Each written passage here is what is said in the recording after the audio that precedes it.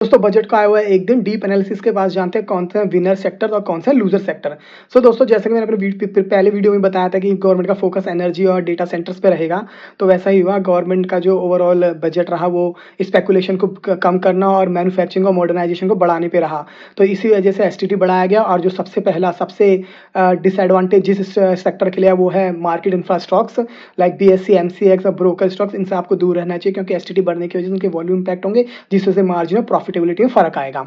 और दूसरा जो सबसे बड़ा डिसएडवांटेज रहा सेक्टर के लिए वो traditional energy stocks like PSU और ऑयल गैस स्टॉक, इनसे आप दूर रहिए क्योंकि गवर्नमेंट का फोकस है न्यूक्लियर एनर्जी और क्लीन एनर्जी, रिन्यूएबल एनर्जी पे। तो इनसे दूर हटके अगर आपको क्लीन एनर्जी, रिन्यूएबल एनर्जी के स्टॉक में जाना है तो अच्छा रहेगा। बस शर्त है कि उनके फंडामेंटल अच्छे होने चाहिए। अब जो तीसरा सबसे बड़ा डिसएडवांटेज रहा जिस सेक्टर के लिए, वो रहा रेलवेज। यहाँ पे नई कैपेक्स की उम्मीद थी, बट उसके अलावा कैपेक्स के अलावा मेंटेनेंस पे ध्यान दिया गया, तो रेलवे स्टॉक से आप दूर रह सकते हैं।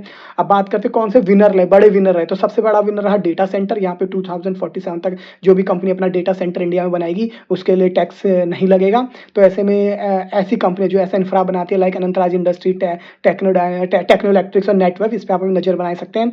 और दूसरा सेक्टर जो बेनिफिट में रहा वो फिशरीज और डेयरीज। फिशरीज का बजट 2% से बढ़ा दिया, डेयरीज का 27% से बढ़ा दिया। श्रिम्प फीड और उनके इनपुट कॉस्ट पे ड्यूटी खत्म कर दी गई है और उनके फ्यूल पे भी इंपोर्ट ड्यूटी रिड्यूस कर दी गई है। तो ऐसे में जो स्टॉक्स है Apex Frozen Food, Avanti Feed, इन पे आप अपनी नजर बना सकते हैं। अब बात करते हैं सबसे बड़ा बेनिफिशियरी डिफेंस सेक्टर। अगेन वैसे वित्त मंत्री ने कुछ बोला नहीं तो सबको झटका सा लगा, बट जब डिटेल्स आए पता चला 15% से बजट बढ़ा दिया गया है, 2% ऑफ जीडीपी कर दिया। बट यहाँ पे एक थोड़ा चेंज है, इंस्टेड ऑफ मैन्युफैक्चरिंग और इंडिजिनस के अलावा फोकस किया गया मॉडर्नाइजेशन ऑफ डिफेंस इक्विपमेंट। तो इसलिए और एयरक्राफ्ट और एरो इंजन से फोकस किया गया, इन पे ड्यूटी खत्म कर दी गई है, इंपोर्ट ड्यूटी इनके पार्ट्स पे। तो जो कंपनियां डेटा पैटर्न, मैचगांव डॉक, बीईएल जो मैन्युफैक्चरिंग में, उन पे आप ध्यान दे सकते हैं।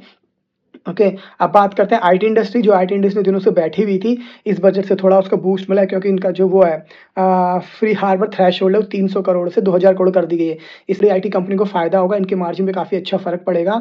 तो जो कंपनी है लाइक टीसीएस, इन्फोसिस, माइंड, बड़ी बड़ी कंपनी है, इन पे आप अपनी नजर बना के रख सकते हैं। और जो साथ ही एफडीआई की जो लिमिट है, इंडिविजुअल लिमिट है, 5% से 10% कर दी गई है। तो इस न्यूज़ से अगर एफडीआई मार्केट में आती है तो अच्छी बात रहेगी। और दोस्तों उसके बाद अब जो एक और इवेंट होने वाला है उस पर हम अपनी नज़र बनाएंगे, जो है आरबीआई पॉलिसी। मुझे लगता है रेट कम होने चाहिए, ये मेरा अपना हुई है क्योंकि इन्फ्लेशन काफ़ी कंट्रोल में, जो आरबीआई ने अपना टारगेट सेट किया उससे भी काफ़ी नीचे, तो मेरे हिसाब से रेट कट होगा। अगर ऐसा होता है तो ऑटो और रियल एस्टेट आपके जो साथ साथ बैंकिंग भी आपके रडार पे होने चाहिए। तो आपको ये बजट कैसा लगा आप कमेंट में बताइए। मेरे हिसाब से बजट काफ़ी न्यूट्रल है, मार्केट के लिए तो बेकार ही है।